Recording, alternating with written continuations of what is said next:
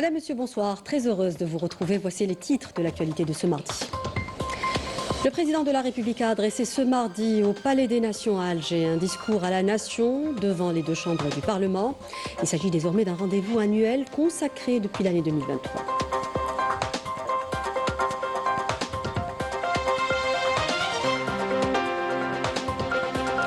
Rétrospective dans ce 19h, nous nous arrêtons sur le bilan d'une année entière d'activité présidentielle avec de grands chantiers, des projets stratégiques et des décisions historiques.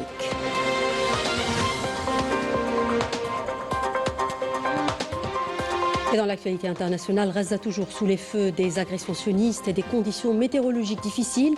Le Bureau central palestinien des statistiques alerte sur une diminution de 10,6% de la population. On parlera également du Sahara occidental. La plateforme N'oubliez pas le Sahara occidental dénonce le silence de la communauté internationale sur les violations des droits humains dans ce territoire occupé. On termine avec du 4e art. La wilaya de Blida abrite la 8e édition du festival culturel local de la musique et de la chanson arabi. On en parle dans un instant. Bienvenue à tous. Je disais à l'instant, le président de la République, Abdelmadjid Tebboune, est arrivé au Palais des Nations à Alger pour adresser un discours à la nation devant les deux chambres du Parlement. À son arrivée, il a été accueilli par le général-major, commandant de la garde républicaine, du président du Conseil de la Nation et du président de l'Assemblée populaire nationale. Le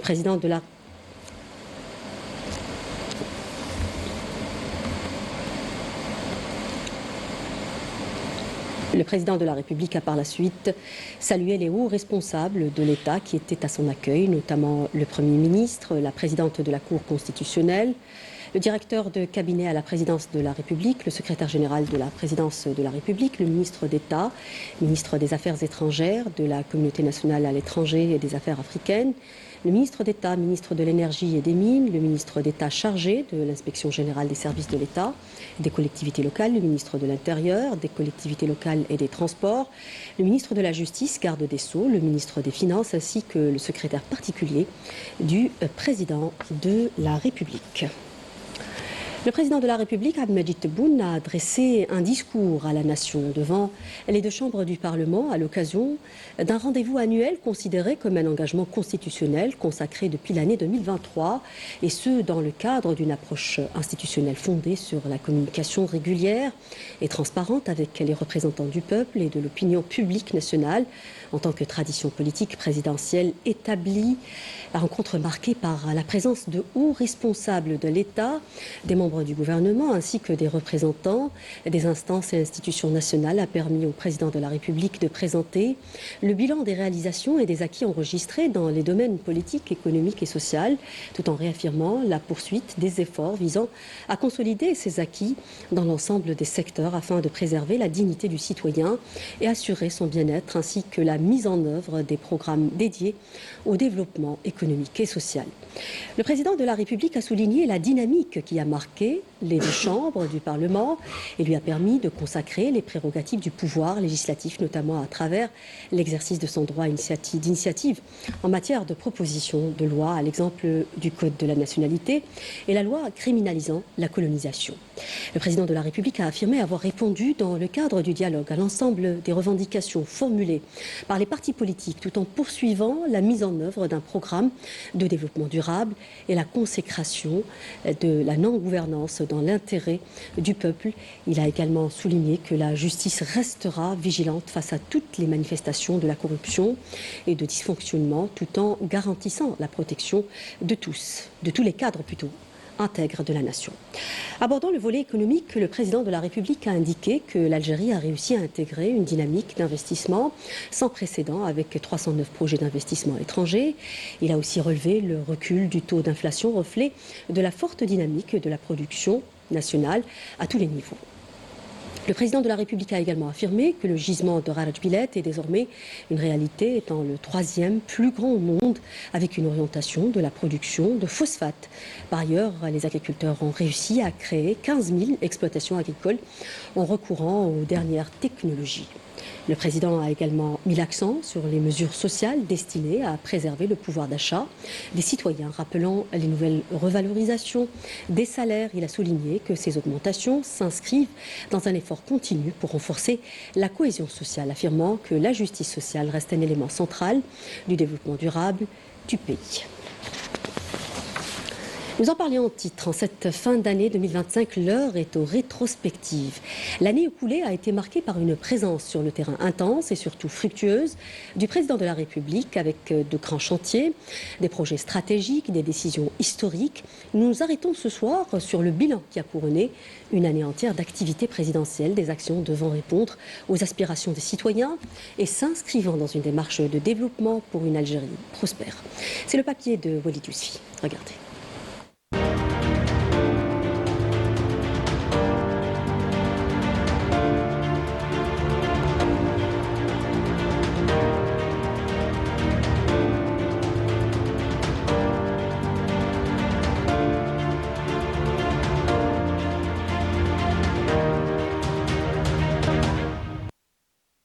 « 2025, une année charnière dans l'action présidentielle. Pour le président Tebboune, c'est l'année du terrain, des décisions structurantes et d'un cap assumé. Une année où la parole politique se conjugue à l'acte et où l'État affirme sa présence aux quatre coins du pays, sans exception aucune. Un signal fort est donné au sud du pays, à Béchar, une visite hautement symbolique et à double portée politique et économique. Politique parce qu'elle rappelle une constante, l'État ne déserte aucun territoire. Économique parce qu'elle dessine une nouvelle géographie du développement avec un sud appelé à devenir un véritable pôle de production agricole, minière et industrielle.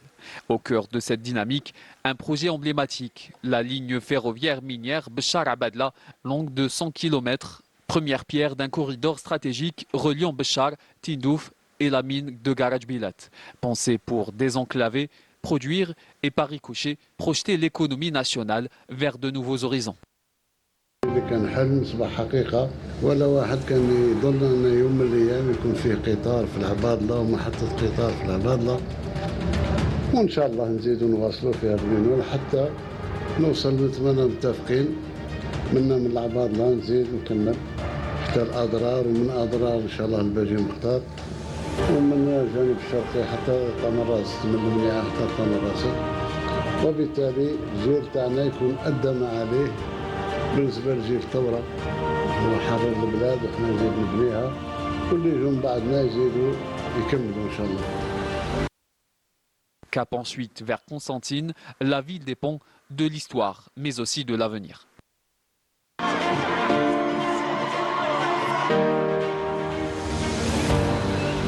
أعيدكم وأكرر الوعد أن كل ما تحتاجه قسنطينة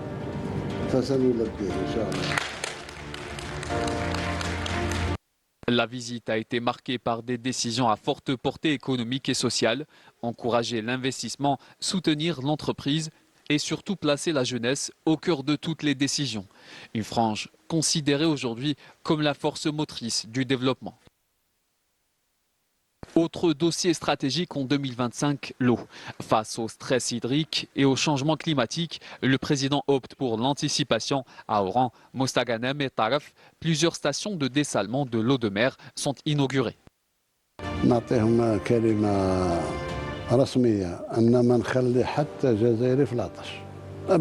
Des infrastructures pensées pour le long terme, car demain, l'eau ne sera plus seulement une ressource, elle sera un enjeu géopolitique majeur. L'Algérie fait le choix de la maîtrise technologique et de l'indépendance hydrique. Nous pouvons garantir la sécurité hydrique grâce aux stations que nous avons réalisées et à notre capacité à maîtriser la technologie qui les régit et les fait fonctionner. L'eau sera au cœur des guerres de demain. C'est pourquoi l'approche adoptée par le président de la République a été sage et proactive afin de répondre aux exigences de la sécurité hydrique. Tout au long de l'année, les réunions du Conseil des ministres se sont imposées comme le cœur battant de la gouvernance publique, suivi rigoureux, arbitrage clair, décisions structurantes. Parmi elles, la promotion des circonscriptions administratives en wilaya à part entière, le renforcement du pouvoir d'achat, la consolidation de la protection sociale et l'accélération de l'investissement et de la production nationale. Enfin, 2025 aura été l'année de la parole franche et directe. À travers des rencontres médiatiques régulières, le président de la République s'adresse sans filtre aux citoyens. Un discours de vérité assumée, sincère, une communication de proximité pour expliquer, rassurer et associer le peuple aux grandes orientations du pays. 2025 se referme ainsi sur un bilan dense, des décisions ancrées dans le réel, une vision tournée vers l'avenir et une volonté affirmée de construire dans la continuité une Algérie souveraine, résiliente et capable de faire face aux défis de demain. Et une économie forte est également tributaire du développement scientifique, on en parle ce soir, à travers cette démarche visant à rapprocher les centres de recherche du tissu économique et productif. Plusieurs accords de partenariat ont été signés entre des centres de recherche et des opérateurs économiques ouvrant la voie à une meilleure valorisation de l'innovation. Meïzahra Choupout. La recherche scientifique s'impose aujourd'hui comme un pilier majeur de l'économie nationale. Elle contribue directement à la création de richesses grâce à l'implication croissante des institutions de recherche dans les projets économiques. Cette année, 80 partenariats exécutifs ont été enregistrés, permettant de renforcer l'intégration des résultats scientifiques dans les secteurs productifs. Il y a environ 53 projets de recherche qui ont une valeur économique positive. Nous avons orienté près de 80 produits de recherche vers plusieurs secteurs ministériels. Et ces 80 produits sont le résultat de collaboration de 26 centres et organismes de recherche. Pour valoriser davantage les résultats scientifiques et les transformer en applications technologiques ou en produits directement exploitables, plusieurs conventions de coopération ont été signées entre les centres de recherche et des entreprises économiques. Ce produit est un aliment pour bétail innovant, élaboré par des chercheurs algériens. Il a obtenu des brevets d'invention et nous avons créé à partir de ce produit une filiale économique rattachée au centre. Il peut atteindre une production allant jusqu'à 200 quintaux par jour. L'intérêt innovant de ce produit est que nous avons pu remplacer le maïs qui est importé à 100% par des résidus de dattes. La recherche scientifique joue aujourd'hui un rôle clé dans la dynamique économique du pays. Elle est un trait d'union entre le savoir et l'innovation en transformant les résultats scientifiques en solutions concrètes, contribuant ainsi au développement et à la création de nouvelles opportunités d'emploi, un rôle stratégique qui ouvre des perspectives prometteuses pour l'économie nationale. Le représentant permanent de l'Algérie auprès des Nations Unies, Ammar Benjama, a affirmé que l'Algérie a accompli sa mission au sein du Conseil de sécurité et s'est acquittée de son devoir durant son mandat en tant que membre non permanent du Conseil, réitérant l'engagement constant de l'Algérie en faveur de la défense, de la paix et de la sécurité internationale, ainsi que du respect des principes de la légalité internationale. Ammar Benjama, qui intervenait lors d'une réunion du Conseil de sécurité tenue hier et consacrée à l'examen des menaces croissantes pesant sur la paix et la sécurité internationale, a insisté sur la responsabilité de la communauté internationale dans la prise en charge des foyers de tension et la prévention de l'élargissement des conflits à travers des solutions politiques justes et durables, respectueuses de la souveraineté des États et des droits des peuples. Je vous propose de l'écouter. L'Algérie va quitter ce Conseil avec le sentiment du devoir accompli. Je voudrais dire à nos collègues élus membres élus de ce Conseil, mais aussi à ceux qui vont avoir la lourde tâche d'y rentrer, de persévérer et de toujours tenter d'associer avec eux l'ensemble des membres du Conseil, membres permanents et membres élus, dans la poursuite de notre objectif commun, j'ai la faiblesse de le croire, qui est la préservation de la paix et de la sécurité internationale, en y ajoutant ce qui fait la pertinence des membres élus, c'est de la justice. Je vous remercie. Rappelons que Ammar Benjama a été désigné diplomate de l'année 2025 par le média indépendant américain PassBlue à la suite de son sondage d'opinion annuel pour désigner les personnalités onusiennes de l'année 2025. PassBlue a précisé dans son article que Benjama a défendu sans relâche la cause palestinienne en particulier et les causes justes de manière générale, ainsi que la nécessité du respect de la légalité internationale durant les 2 années qu'aura duré le mandat de l'Algérie au sein du Conseil de sécurité de l'ONU. Actualité internationale, au Proche-Orient, la bande de Gaza connaît une crise démographique et humanitaire sans précédent. Le Bureau central palestinien des statistiques alerte sur une diminution de 10,6% de la population, en plus des conditions climatiques extrêmes et les destructions massives. La situation sur le terrain continue de se détériorer, faisant peser de lourdes menaces sur la survie quotidienne des Gazaouis. C'est ce que nous dit Majed Ahmoud dans ce papier. Regardez. En cette fin d'année, le monde entier assiste à une hécatombe touchant principalement des civils à Gaza. Cette volonté de détruire le peuple palestinien au mépris des conventions des droits de l'homme est bel et bien orchestrée par l'entité sioniste qui commet des crimes de masse au vu et au su de la communauté internationale. La bande de Gaza fait face à un recul démographique inédit. Le Bureau central palestinien des statistiques met en garde contre une diminution de plus de 10% de la population, conséquence directe des morts, des disparitions et de l'effondrement du taux de natalité dans un territoire soumis à des conditions de vie extrêmes. Sur le plan humain, le bilan ne cesse de s'alourdir. Le nombre de décès dus aux vagues de froid qui ont frappé l'enclave palestinienne depuis le début du mois de décembre s'est élevé à 25 personnes, dont 6 enfants. Ces conditions climatiques sévères aggravent une situation déjà critique. Des immeubles endommagés par les bombardements se sont effondrés, tandis que plus de 90% des tentes abritant les personnes déplacées ont été arrachées ou inondées, laissant des milliers de familles sans abri et privées de leurs biens les plus essentiels. Le Bureau central palestinien des statistiques a révisé la population de Gaza pour intégrer les morts, les disparus et les déficits de naissance, soit une baisse de 6% par rapport à mi-2024 et de 10% par rapport à mi-2025, avec 2,114 millions d'habitants au lieu de 2,349 millions attendus. Selon les organisations humanitaires, le bilan est en deçà de la vérité sur le terrain. En plus des violations répétées de l'accord de cessez-le-feu par l'occupationniste dans la bande de Gaza, la faim, les maladies et le manque des soins continuent de peser durablement sur la vie des Palestiniens.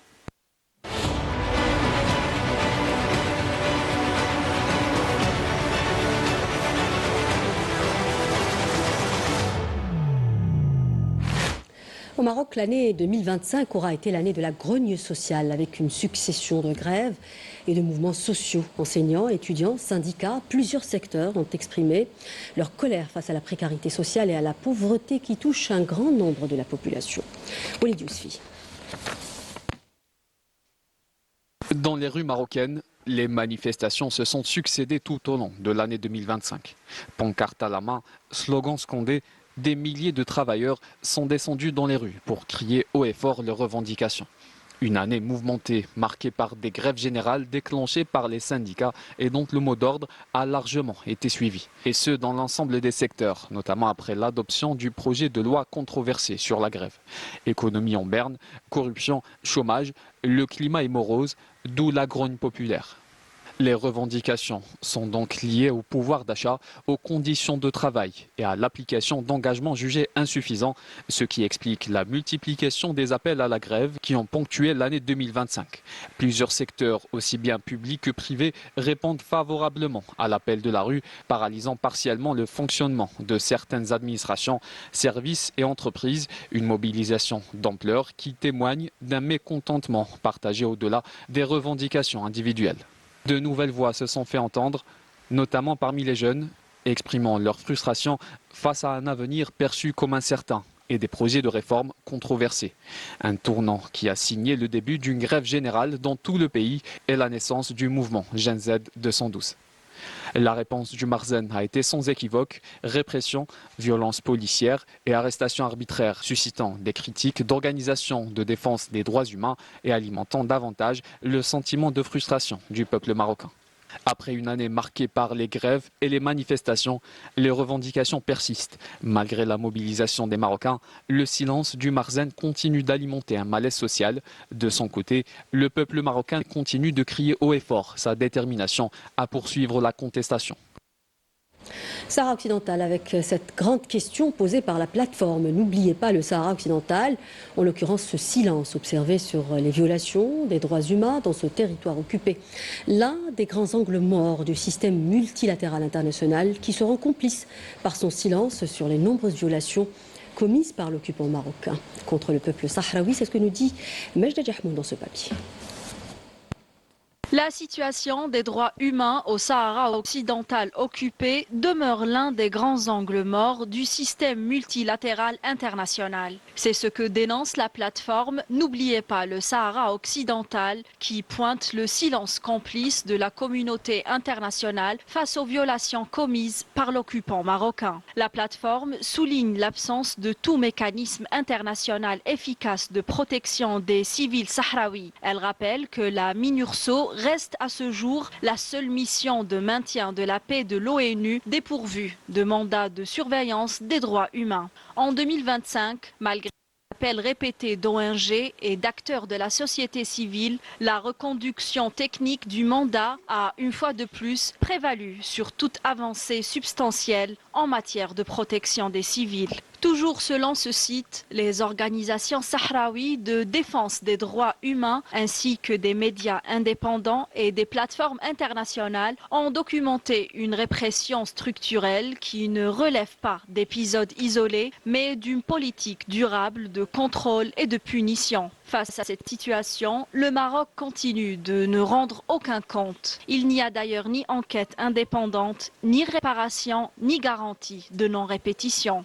À cette répression s'est ajouté un verrouillage de l'information de plus en plus systématique par l'ONU. Au moins 25 à 30 journalistes, observateurs et défenseurs des droits humains auraient été expulsés ou empêchés d'accéder au territoire. D'après la plateforme, ce silence est un outil politique visant à renforcer l'isolement de la population sahraoui et entraver tout mécanisme de reddition de comptes. Retour chez nous avec du 4e art. La wilaya de Blida abrite la 8e édition du festival culturel local de la musique et de la chanson Aroubi. Un rendez-vous dédié à la préservation de ce genre musical populaire avec des soirées artistiques et des hommages aux artistes, notant au passage une présence d'un public nombreux témoignant de l'intérêt croissant pour ce genre musical authentique. C'est le reportage de Walid Benouis. Regarde.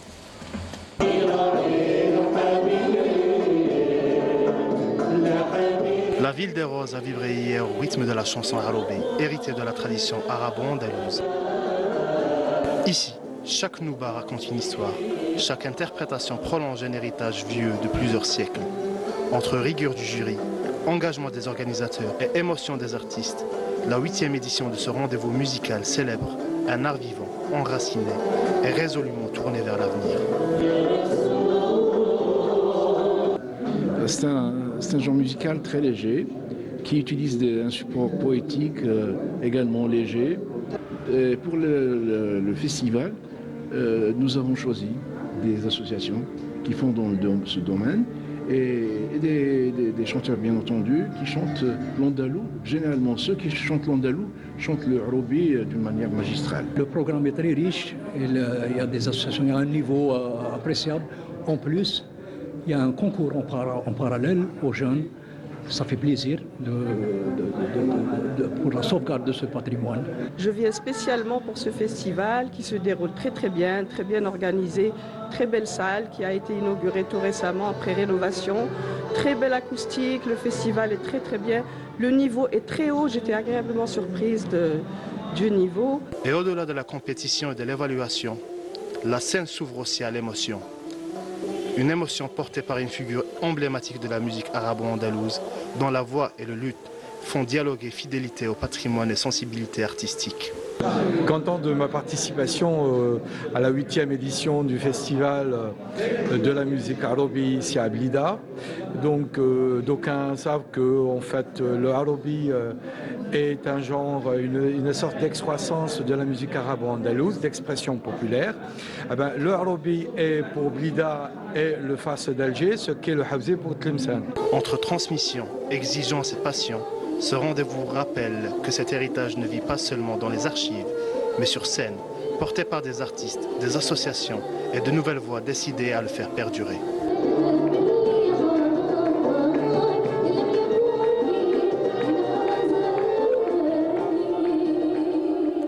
Et du sport pour terminer, l'équipe nationale de football affrontera la Guinée équatoriale demain à 17h pour le compte de la 3e et dernière journée du groupe E de la Coupe d'Afrique des Nations, la CAN 2025. Les Verts, déjà qualifiés, rappelons-le, au prochain tour, ont effectué ce matin leur dernière séance d'entraînement avec l'objectif de réussir la passe de 3 et de glaner 9 points sur 9 possibles.